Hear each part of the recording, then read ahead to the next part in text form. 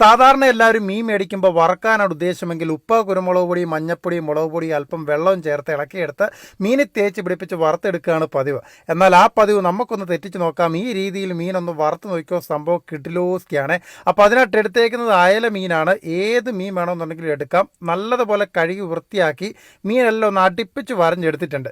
ഇനിയുണ്ടല്ലോ, ഒരു മിക്സിയുടെ ജാറിനകത്തോട്ട് 10-15 ചെറിയ ഉള്ളിയും നല്ല എരിവുള്ള 3 പച്ചമുളകും അത്യാവശ്യം വലുപ്പമുള്ള ഒരു കഷ്ണം ഇഞ്ചി 3ആയിട്ട് മുറിച്ചതും ഒരു 10-12 വെളുത്തുള്ളിയും 1 ടേബിൾ സ്പൂൺ കാശ്മീരി ചില്ലി പൗഡറും 1/2 ടീസ്പൂൺ മഞ്ഞൾപ്പൊടിയും 1/4 ടീസ്പൂൺ ഉലുവാപ്പൊടിയും 3/4 ടീസ്പൂൺ മല്ലിപ്പൊടിയും 1/2 ടീസ്പൂൺ പെരിഞ്ജീരകം പൊടിച്ചതും 1 ടേബിൾ സ്പൂൺ കുരുമുളകും 2 തണ്ട് കറിവേപ്പിലയും ഇട്ട് കഴിഞ്ഞാൽ ആവശ്യത്തിനുള്ള ഉപ്പ് കൂടി ചേർത്ത് ഇതിൻ്റെ മെയിൻ സീക്രട്ടായിട്ടുള്ള സംഭവം എന്ന് പറഞ്ഞാൽ തേങ്ങാപ്പീരയാണ്.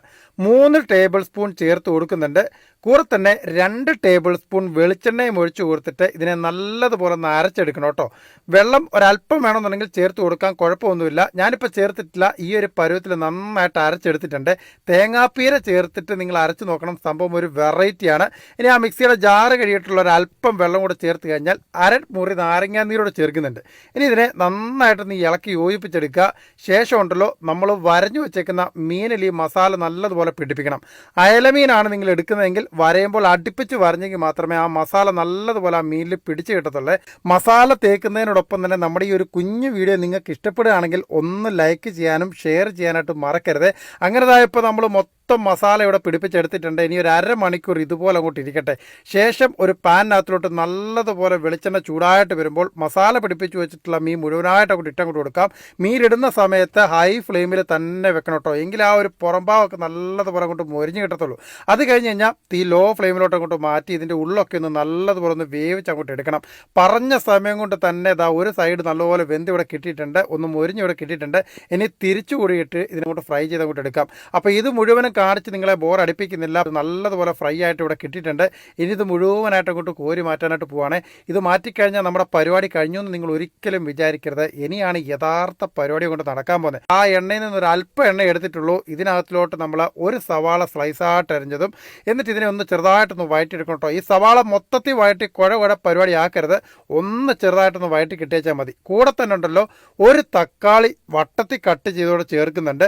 എന്നിട്ട് ഇതിന് പാകത്തിനുള്ള ഒരു അല്പം ഉപ്പ് കൂടി ചേർത്ത് 1 തണ്ട് കറിവേപ്പിലയും ഇട്ട് നല്ലതുപോലെ ഒന്ന് ഇളക്കിയെടുത്ത് വഴറ്റിയെടുക്കണം. വഴറ്റുക എന്ന് പറഞ്ഞാൽ തക്കാളി അങ്ങോട്ട് ഒരുപാട് വഴറ്റെടുത്ത് കറക്റ്റ് സമയം 2 മിനിറ്റ് മീഡിയം ഫ്ലെയിമിൽ ഇളക്കിയെടുത്ത് കഴിയുമ്പോഴത്തേക്കിനുണ്ടല്ലോ തക്കാളി ഒന്ന് ചെറുതായിട്ടൊന്ന് വാടിക്കിട്ടും. അത്രയും മതിയെ.